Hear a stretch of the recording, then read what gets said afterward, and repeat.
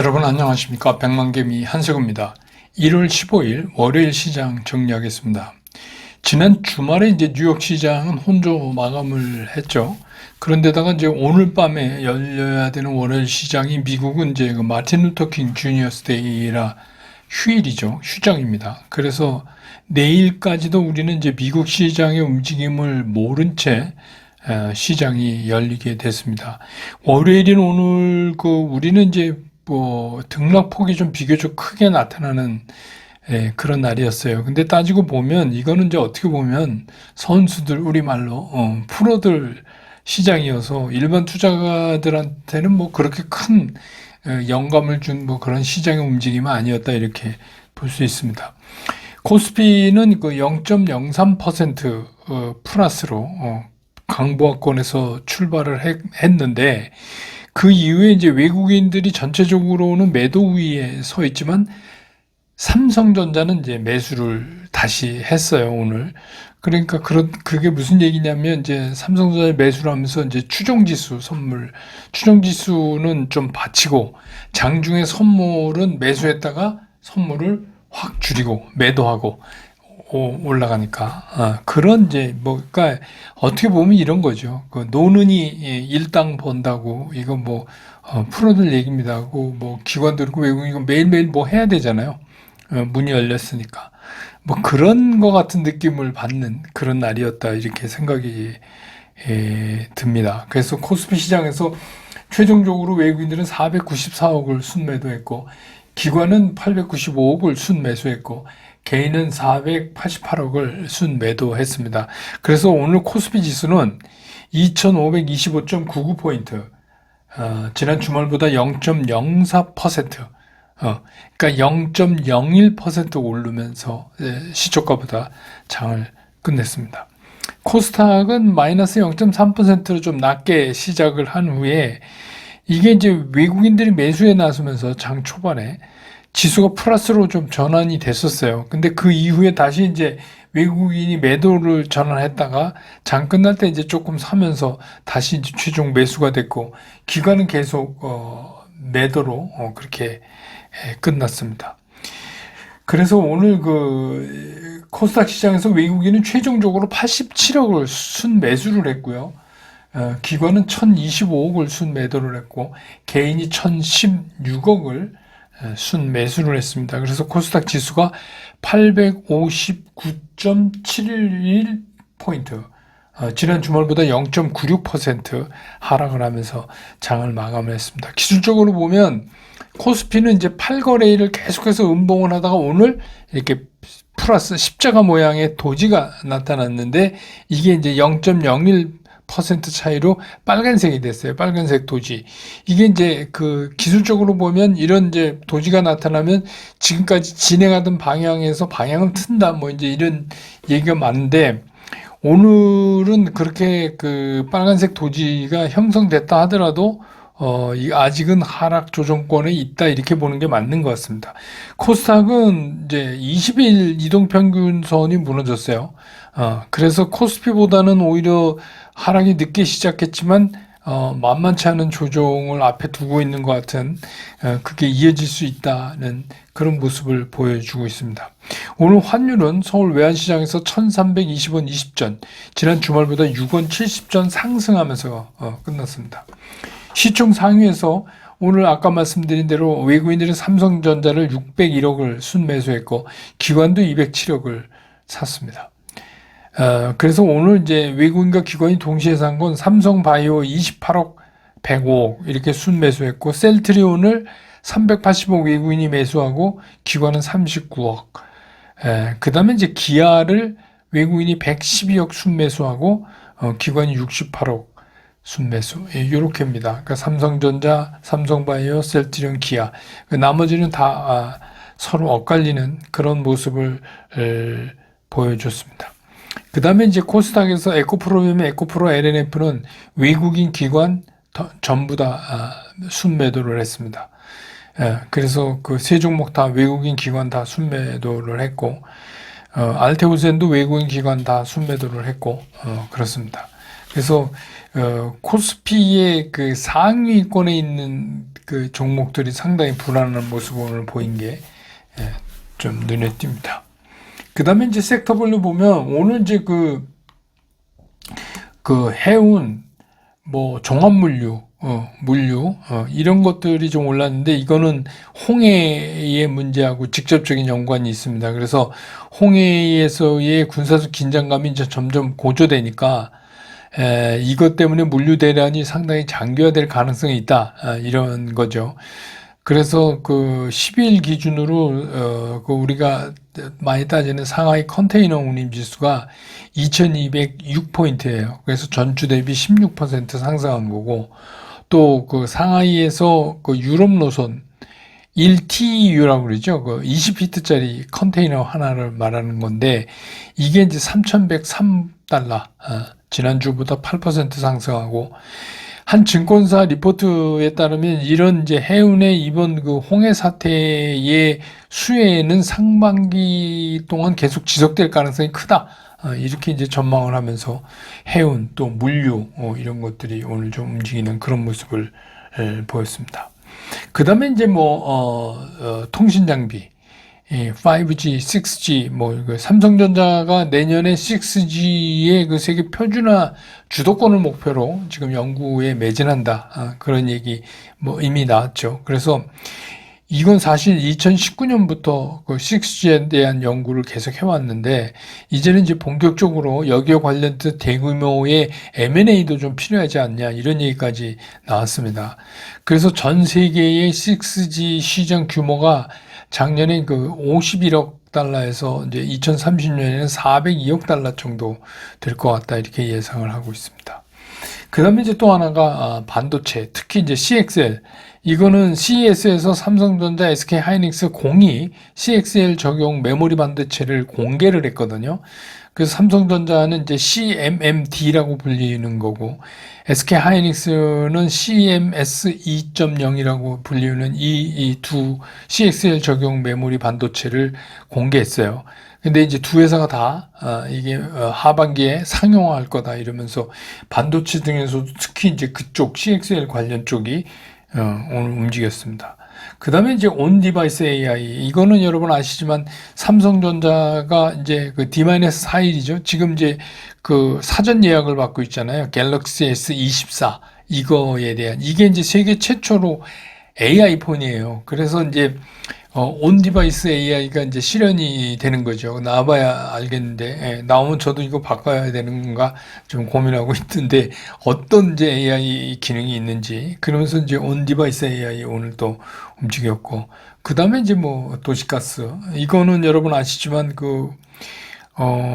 에너지 중에서도 그 에너지 가격은 이제 홍해 좀 긴장감 때문에 오르는 것도 있는데다가 미국의 한파가 이게 120년 만에 한파랍니다. 네.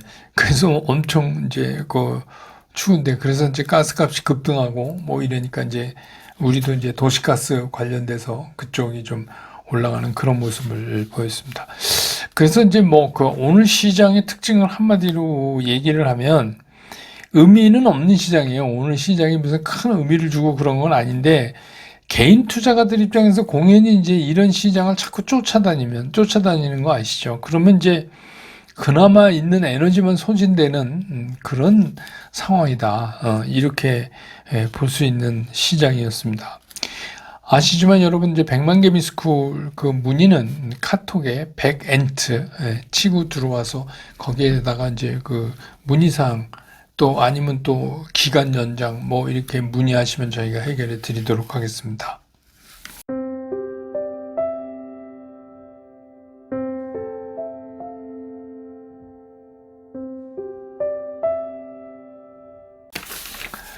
시장 얘기를 좀 해보면 오늘 제가 이제 가장 많이 받은 질문이 뭐냐면 삼성전자 이거 사야 되냐 팔아야 되냐 이런 거였습니다. 그러니까 오늘 참 많이들 질문하셨어요. 근데 그것도 그럴 것이, 이게 거의 2달 동안 외국인들이 미친 듯이 이거 샀잖아요. 삼성전자. 딴 건 안 사도 삼성전자 계속 샀어요. 그러더니 또 갑자기 지난주에 팔아버렸어요. 또 막 며칠 팔다가 또 지난 목요일은 이제 뭐 블록들이 일부 있었겠지만 또 사다가 또 그 다음 달은 팔다가 지난 주말엔 오늘 다시 또 사고, 그러니까 뭐 정잡을 수가 없는 거예요. 오늘은 이제 601억을 외고 이제 샀는데, 예. 그 사이에 주가는 뭐 여러분 잘 아시지만 79,800원 거의 8만 원 갔다가 지금 다시 이제 73,900원에 끝났으니까 74,000 밑으로 이제 모양상으로는 기술적으로 이제 빠지는 모양이죠. 그런데 이제 중요한 게 뭐냐면 최근에 목요일, 금요일, 오늘 이렇게 3일 동안 양봉을 그리면서 반등을 하니까 이제 어떤 생각이 드냐면 이제 다시 오르는 거 아니야? 이제 이런 기대가 생길 수밖에 없죠. 그러면 이제 자연히 질문이 많아집니다. 그래서 뭐 이게 주가를 예측한다는 게 되게 웃기지만 이건 뭐 예측이 아니라 그냥 기술적 분석상으로 매매 원칙에서 한번 보자 이거예요. 삼성전자가 매매 원칙에서는 어떤 모양을 갖추고 있나. 예. 그 10일 이평이 우하향 했잖아요. 밑을 보고 가고 있고 5일 이평선이 10일 이평선을 위에서 밑으로 뚫고 내려왔어요. 그리고 일봉은 다시 오늘 뭐 아슬아슬 걸려 있지만 5일에 이렇게 다 있어요. 그러니까 이게 전형적인 조정 시그널이에요. 근데 여기서 이게 반등한다 그래도 지난번처럼 이렇게 반등은 못하고 뭐 떨어진 거에 반 정도 그 정도 이제 보통 많이들 얘기하죠. 그 정도 오지 않을까 하는 게 이제 기술적 분석으로 볼 수 있는 방법이죠. 근데 이제 여기에 이제 또 하나 오늘 이제 이거를 많이 물어보시는 분들도 이제 이런 생각을 갖고 계실 건데 반도체 좋아진다며 그동안에 저도 그렇게 이제 많이 말씀드렸으니까 그럼 반도체가 좋아지면 삼성전자 좋아지는 거 아니냐? 당연히 좋아지죠. 근데 이제 이거는 길게 보면 그렇다는 겁니다. 반도체가 바닥을 치고 그리고 이제 뭐 오늘 움직인 CS에서부터 시작해서 온 디바이스 AI에서부터 시작해서 HBM 뭐 등등 이렇게 해서 이게 폭을 넓혀가니까 반도체가 그러니까 길게 보면 뭐 반도체 맞다 이거예요. 그러니까 뭐 길게 가실 분은 별로 고민하실 필요가 없을 것 같은데 근데 이걸 만약에 판다면 지난번에 75,000원이 무너질 때 파셨어야죠. 이론적으로. 근데 이제 그때는 못 판 거예요. 일부라도 그때 좀 팔았다가 뭐 다시 어떻게 한다든가. 근데 뭐 그런 거 다 귀찮고 그러면 그냥 가지고 계신 거죠. 근데 만약에 지금 있다 그러면 이제 지금 그냥 버텨야 되냐 아니면 뭐 파냐 이런 질문도 이제 나올 수 있잖아요. 지금 이제 그냥 놔두냐 파냐. 근데 이건 시간 지나면 똑같을 것 같아요. 제 생각에. 결국은 이게 지금 11 이평이 밑을 향해서 이렇게 됐기 때문에 이게 턴에서 제자리 다시 잡으려면 어차피 시간이 좀 필요해요. 바로는 그냥 돌릴 수가 없어요. 바로 돌리는 경우는 엄청난 호재가 나오는 거예요. 진짜 경천 동지할 그런 호재가 나오면 그렇게 될 수 있지만 현재로서는 그런 확률은 적으니까 그렇게 본다면 결국 시간 싸움을 해야 되는 거 아니냐 이런 거죠. 근데 뭐 추가로 사는 것은 어떤가 그런 질문도 이제 또 하시는 분도 많아요. 그렇게 말씀드리면 근데 이제 우리가 추가로 산다는 게 말이죠.